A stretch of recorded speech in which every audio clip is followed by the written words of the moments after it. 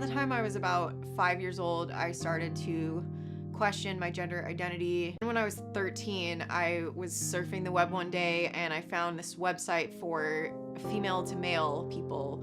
And it sounded like these were people who were fully transitioning. And I saw that and I thought, that's who I am. I'm a male trapped in a woman's body. I think one of the things a lot of kids today are not taking into consideration is if you transition, you can never fully change sex. But then the narrative that I was hearing from trans activists and even medical providers was that if I didn't transition, I would probably kill myself. And given that I was someone who had already suffered from mental health issues in the past, I didn't want to risk that. I thought medical transition was my best option. At the age of 28, I just felt like I didn't have another choice. I tried being a woman for so long and I wasn't happy. So I decided to go full steam ahead with my medical transition. I started off by getting a prescription for testosterone, and to do that I called up Planned Parenthood because I'd heard they provided gender affirming services. I thought I would have to go through some kind of process to get the testosterone, whether it was psychological evaluation or a certain number of visits with psychiatrists, etc.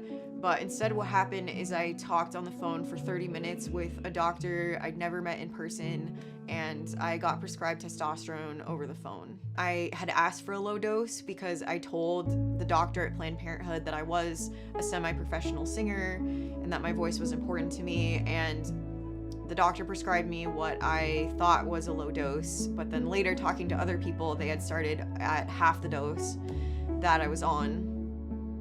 I was prepared for my voice to get deeper, but nobody told me it would be painful to speak. Nobody told me it would feel like there was a barrier in my throat. I was afraid to be angry or complain about what had happened at all. Eventually, the pain and just the gravity of what had happened, that I would never have my natural singing voice back ever again, just hit me, and that was one of the things that led me to sort of start questioning the gender ideology. I had top surgery scheduled as well.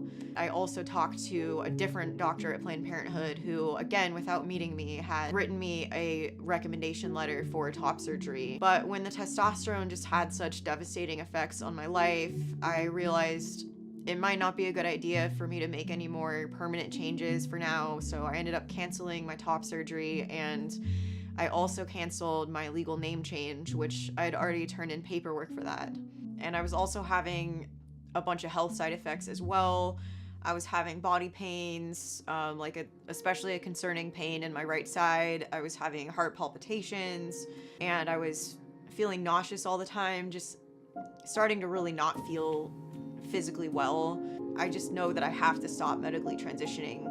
So at that point, I just stopped taking testosterone cold turkey because I didn't want my voice to change anymore. At first, I thought I bounced back within like a month or two, but it really took about 6 months for the way my body operated to start normalizing again. And for the first month, I've never felt worse in my life. I sank into a deep depression because as an adult, if you have no sex hormones in your body, it makes you feel awful. It just drains all your energy. It was probably the worst depression I've ever been in. But also during this period where I was kind of detoxing from the testosterone, I started to look into the studies about gender transitions, and I realized I'd been in an echo chamber and I'd been told some really harmful things by trans activists that totally distorted my view of the world and my gender or my biological sex.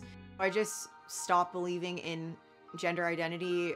Once I let go of that, it was actually extremely freeing, and I was able to accept myself as a female, as a woman, without attaching any kind of toxic, negative gender stereotype to that. The truth with what's called transition, I actually call it body modification and mutilation, because it's impossible for humans to change sex. So by affirming gender dysphoria and telling someone they actually can be the opposite sex, it's only going to encourage and enable that person to mutilate their body and sterilize themselves. My parents didn't affirm me, and at the time it did make me very angry, but looking back, I'm very thankful for that, because I think that if I would have been able to transition as a child, I think I would be looking back and I would be thinking, how could you enable this? How could you have gone along with this when I was too young to consent?